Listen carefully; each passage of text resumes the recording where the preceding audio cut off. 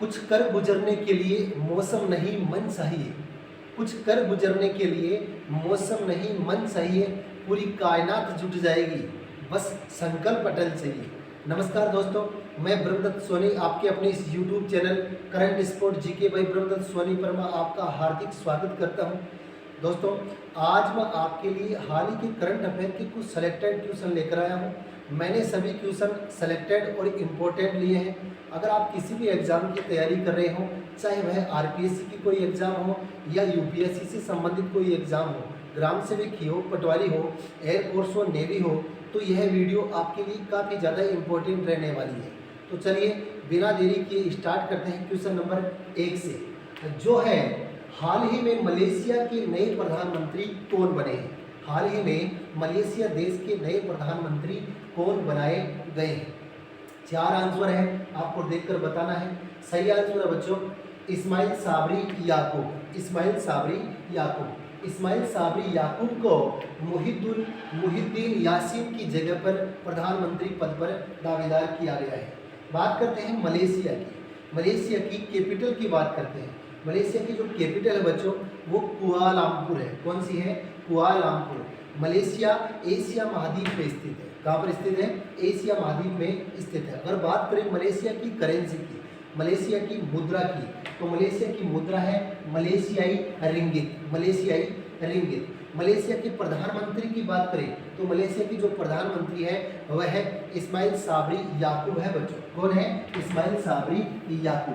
बात करते हैं क्वेश्चन नंबर 2 की, जो है भारत देश का पहला स्मॉग टावर। भारत देश का पहला स्मॉग टावर कहाँ पर स्थापित किया गया है? भारत का पहला स्मॉग टावर कहाँ पर स्थापित किया गया है? इसका सही आंसर बच्चों नई दिल्ली। कहाँ पर? नई दिल्ली में भारत का पहला स्मॉग टावर स्थापित किया गया है बच्चों। अब स्मॉग टावर क्या है? हवा को शुद्ध करने के लिए स्मॉग टावर लगाने वाला दिल्ली भारत का पहला शहर बन गया है। स्मॉग टावर लगाने वाला भारत का पहला शहर कौन सा है? दिल्ली। इससे दिल्ली वासियों को प्रदूषण से कुछ हद तक छुटकारा मिलेगा। दिल्ली शहर वासियों को प्रदूषण से कुछ हद तक छुटकारा मिलेगा। यह स्मॉग टावर दिल्ली के कनॉट पैलेस में लगाया गया बच्चों। कहाँ पर? दिल्ली के कनॉट पैलेस में यह स्मॉग टावर लगाया गया है तथा यह 1 किलोमीटर की परिधि तक हवा को साफ करने वाला संयंत्र है बच्चों। बात करते हैं दिल्ली के बारे में। दिल्ली भारत की राजधानी है। भारत की राजधानी कौन सी है? दिल्ली। अगर बात करें दिल्ली की स्थापना की, तो दिल्ली की जो स्थापना की गई थी वो अनंतपाल तोमर के द्वारा की गई थी। अनंतपाल तोमर का कार्यकाल कितना? 1051 से लेकर 1081 तक है। दिल्ली पृथ्वीराज चौहान की राजधानी थी बच्चों। दिल्ली पृथ्वीराज चौहान की राजधानी थी और दिल्ली को उस वक्त पिथौरागढ़ कहा जाता। क्या कहा जाता था? पिथौरागढ़। अगर बात करें दिल्ली के अंतिम हिंदू शासक कौन था? दिल्ली का अंतिम हिंदू शासक कौन था? इसका आंसर होगा पृथ्वीराज चौहान। पृथ्वीराज चौहान दिल्ली का अंतिम हिंदू शासक था बच्चों। दिल्ली के राजकीय पशु की बात करें, दिल्ली का जो राजकीय पशु है वह नीलगाय है बच्चों। कौन है? नीलगाय। अगर दिल्ली के राजकीय वृक्ष की बात करें, दिल्ली का जो राजकीय वृक्ष है वह गुलमोहर। कौन है? गुलमोहर।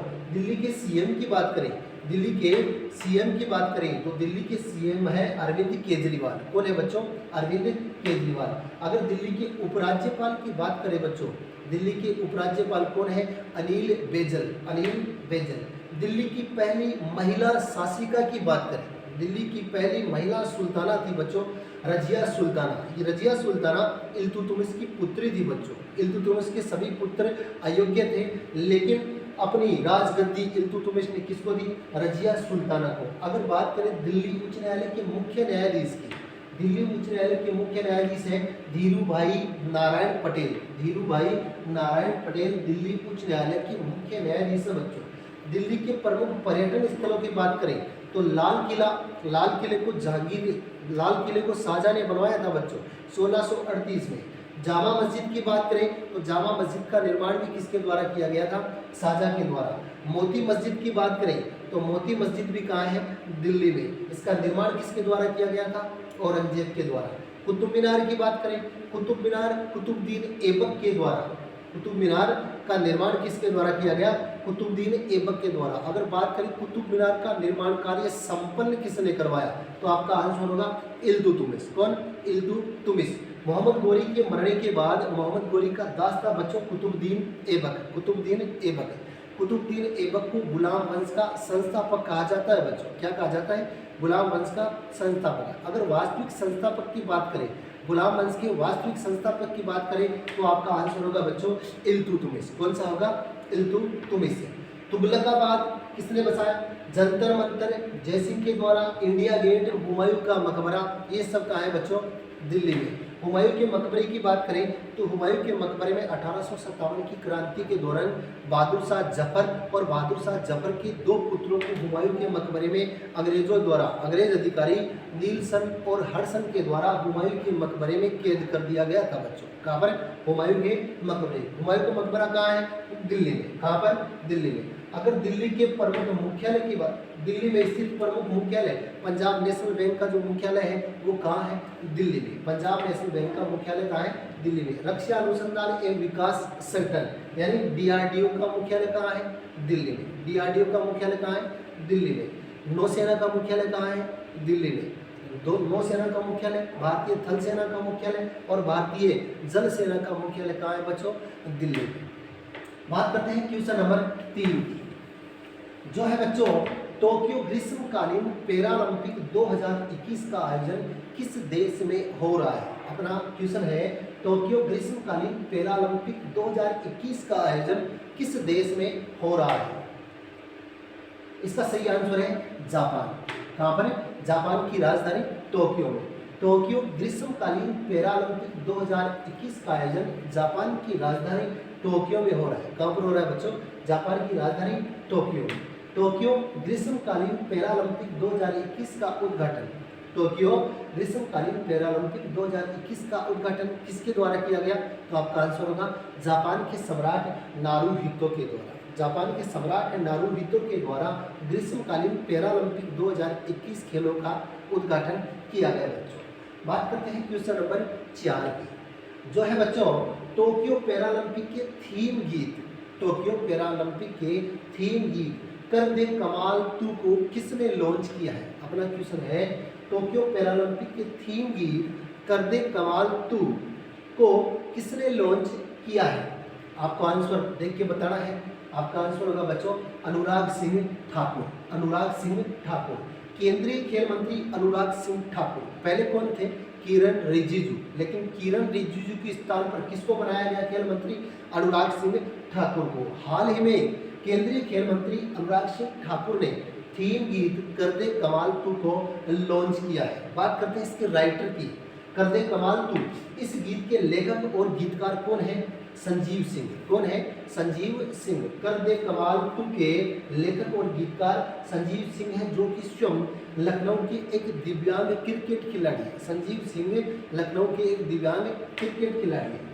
टोक्यो पैरालंपिक 2021 में कितने देश शामिल हुए? कितने? आपको आंसर बताना है 163 देश। कितने? 163 देश टोक्यो पैरालंपिक 2021 में शामिल हुए बच्चों। बात करते हैं क्वेश्चन नंबर 5 की, जो है बच्चों उत्तराखंड राज्य की सरकार ने राज्य के कला, पर्यटन और संस्कृति के लिए अपना ब्रांड एम्बेसडर किसे नियुक्त किया है? अपना क्वेश्चन है बच्चों उत्तराखंड राज्य की सरकार ने कला, पर्यटन और संस्कृति के लिए अपना ब्रांड एम्बेसडर किसे नियुक्त किया गया है? आपको ऑप्शन देख के बताना है। इसका सही आंसर है बच्चों पवनदीप राजन। पवनदीप राजन, पवनदीप राजन को उत्तराखंड सरकार ने राज्य की कला, पर्यटन और संस्कृति के लिए अपना ब्रांड एम्बेसडर नियुक्त किया गया बच्चों। इंडियन आइडल 12 के विजेता पवनदीप राजन को उत्तराखंड राज्य की सरकार ने राज्य के कला, पर्यटन और संस्कृति के लिए अपना ब्रांड एम्बेसडर बनाया है। यह घोषणा उत्तराखंड के मुख्यमंत्री कौन? पुष्कर सिंह धामी के द्वारा की गई बच्चों। उत्तराखंड के मुख्यमंत्री कौन है? पुष्कर सिंह धामी। बात करते हैं बच्चों उत्तराखंड के बारे में। उत्तराखंड की स्थापना की बात करें तो उत्तराखंड की जो स्थापना थी बच्चों वो 9 नवंबर 2000 को हुई थी। कितने? 9 नवंबर 2000 को। अगर बात करें राजधानी की तो उत्तराखंड राज्य की 2 राजधानियां बच्चों कौन कौन सी? देहरादून और गैरसैंण। देहरादून और गैरसैंण। अगर बात करें उत्तराखंड के मुख्यमंत्री की who is the CM of Uttarakhand, तो आपका आंसर आएगा Pushkar Singh Dhami, Pushkar Singh Dhami. Who is the governor of Uttarakhand, यानी उत्तराखंड के राज्यपाल कौन है, तो आपका आंसर होगा बेबी रानी मौर्य, बेबी रानी मौर्य। बात करते हैं उत्तराखंड के बारे में और भी। उत्तराखंड के जो मुख्य न्यायाधीश है बच्चों, उत्तराखंड के जो मुख्य न्यायाधीश है वो राघवेंद्र सिंह चौहान है बच्चों। कौन है? राघवेंद्र सिंह चौहान उत्तराखंड उच्च न्यायालय के मुख्य न्यायाधीश है। अगर उत्तराखंड के पड़ोसी देशों की बात करें, उत्तराखंड की कौन कौन सी पड़ोसी देश है, तो आपका आंसर होगा चीन और नेपाल, चीन व नेपाल। उत्तराखंड की लोकसभा सीटों की बात करें, उत्तराखंड की लोकसभा में सीटों की संख्या कितनी है बच्चों? 5। कितनी है? 5। अगर राज्यसभा में बात करें, उत्तराखंड से राज्यसभा में सीटों की संख्या कितनी है? 3। कितनी है? 3। अगर विधानसभा में बात करें, उत्तराखंड विधानसभा में सीटों की संख्या कितनी है, तो आपका आंसर होगा 71। उत्तराखंड की प्रमुख झीलों की बात करते हैं बच्चों, उत्तराखंड की प्रमुख झील कौन कौन सी है? आपका आंसर होगा नैनीताल झील, भीमताल झील, सातताल झील, राकसताल झील, देवताल झील, मालाताल झील, गिरिताल झील, द्रोण सागर झील, गौरीकुंड झील, ये सभी उत्तराखंड की प्रमुख झीलें हैं। नैनीताल झील, भीमताल झील, सातताल झील, राकसताल झील, देवताल झील, मालाताल झील, गिरिताल झील, द्रोण सागर झील, गौरीकुंड झील, ये सभी उत्तराखंड की प्रमुख झीलें हैं बच्चों। बात करते हैं उत्तराखंड का जो जिम कॉर्बेट है, इसका नाम है हेली नेशनल पार्क है। यह भारत का सबसे पुराना राष्ट्रीय उद्यान है बच्चों। क्या? कौन सा? हेली नेशनल पार्क, जिसको बोलते हैं जिम कॉर्बेट। इसकी स्थापना की बात करें, इसकी स्थापना 1936 में हुई थी। यह भारत का सबसे पुराना नेशनल पार्क है बच्चों। इसकी स्थापना कब हुई? स्थापना 1936 है। इसमें यह कहाँ पर स्थित है? यह उत्तराखंड में स्थित है। बात करें उत्तराखंड के प्रमुख नेशनल पार्क की, नेशनल पार्क में है नंदा देवी राष्ट्रीय उद्यान, नंदा देवी राष्ट्रीय उद्यान, गंगोत्री राष्ट्रीय उद्यान, कौन सा? गंगोत्री राष्ट्रीय उद्यान, फूलों की घाटी राष्ट्रीय उद्यान, राजाजी राष्ट्रीय उद्यान, ये सभी उत्तराखंड के क्या है? नेशनल पार्क है बच्चों। उत्तराखंड में चिपको आंदोलन हुआ था बच्चों। क्या हुआ था? चिपको आंदोलन। चिपको आंदोलन जो पेड़ों को काटने से बचाने के लिए किया गया था, पेड़ों को काटने के लिए जो आंदोलन किया गया था वह था चिपका आंदोलन। और यह भी कहाँ पर हुआ? उत्तराखंड में। कहाँ पर? उत्तराखंड। इस आंदोलन के प्रणेता सुंदरलाल बहुगुणा थे। कौन थे बच्चों? सुंदरलाल बहुगुणा थे, जिनका हाल ही में 21 मई 2021 को निधन हो गया। कहाँ पर? निधन हो गया। नंदा देवी पर्वत भी कहाँ पर है बच्चों? उत्तराखंड में। नंदा देवी पर्वत भी कहाँ है? उत्तराखंड में। बात करते हैं बच्चों क्वेश्चन नंबर नेक्स्ट की, जो है भारत और किस देश के बीच, भारत और किस देश के बीच संयुक्त सैन्य अभ्यास काजिंग 2021 आयोजित होगा। अपना क्वेश्चन है बच्चों, भारत और किस देश के बीच संयुक्त सैन्य अभ्यास काजिंग 2021 आयोजित होगा। इसका सही आंसर है बच्चों कजाकिस्तान। क्या है?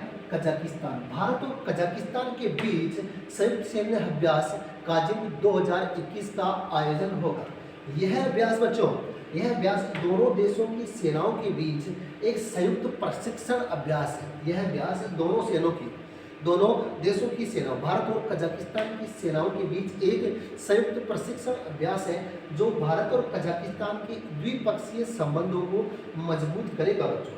30 अगस्त से भारत और कजाकिस्तान का संयुक्त सेना अभ्यास काजिंग 2021 शुरू हो जाएगा बच्चों। यह सैन्य अभ्यास, काजिंग सैन्य अभ्यास कूटनीति के एक हिस्से के रूप में भारत कजाकिस्तान संयुक्त प्रशिक्षण प्रयास का कौन सा संस्करण होगा? तो आपका आंसर होगा 5वां। कौन सा? 5वां। यह 5वीं बार काजिंग 2021 का आयोजन होगा। किस किस के बीच? भारत और कजाकिस्तान के बीच। बात करते हैं क्वेश्चन नंबर नेक्स्ट, जो है बच्चों हाल ही में आसियान इंजीनियरिंग साझेदारी शिखर सम्मेलन का उद्घाटन किसके द्वारा किया गया? हाल ही में भारत आसियान इंजीनियरिंग साझेदारी शिखर सम्मेलन का उद्घाटन किसके द्वारा किया गया? 4 ऑप्शन आपको देखकर बताना है। इसका सही आंसर बच्चों अनुप्रिया पटेल। कौन है? अनुप्रिया पटेल के द्वारा भारत आसियान इंजीनियरिंग साझेदारी शिखर सम्मेलन का उद्घाटन किया गया बच्चों। बात करते हैं आसियान के बारे में। आसियान की फुल फॉर्म क्या है? आसियान की full form association of south east Asian nation, association of south east Asian nation, दक्षिणी पूर्वी एशियाई राष्ट्र संगठन। आसियान का पूरा नाम क्या है? दक्षिणी पूर्वी एशियाई राष्ट्र संगठन। अगर बात करें स्थापना की, आसियान की स्थापना कब हुई? आपका आंसर होगा 8 अगस्त 1967 को। 8 अगस्त 1967 को आसियान की स्थापना हुई। प्रारंभिक सदस्य देश कितने थे? 5। कितने थे? 5। कौन कौन से?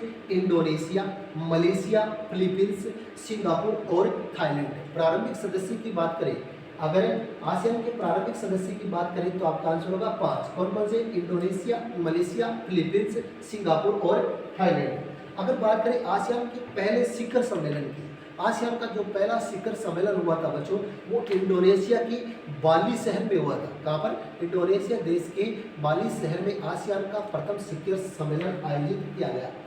अगर बात करें मुख्यालय की, आसियान का मुख्यालय कहाँ है? तो आपका आंसर होगा आसियान का मुख्यालय जकार्ता में। जकार्ता कहाँ पर है बच्चों? इंडोनेशिया। कहाँ पर? इंडोनेशिया में। आसियान के निर्माण के उद्देश्य की बात करें तो आसियान के निर्माण का प्रमुख उद्देश्य है दक्षिणी पूर्वी एशिया में आर्थिक प्रगति को गति प्रदान करना। दक्षिणी पूर्वी एशिया क्षेत्र में आर्थिक प्रगति को गति प्रदान करना आसियान का प्रमुख उद्देश्य है बच्चों। बात करते हैं क्वेश्चन नंबर 8 की, जो है बच्चों भारत के उच्चतम न्यायालय की यानी सुप्रीम कोर्ट की।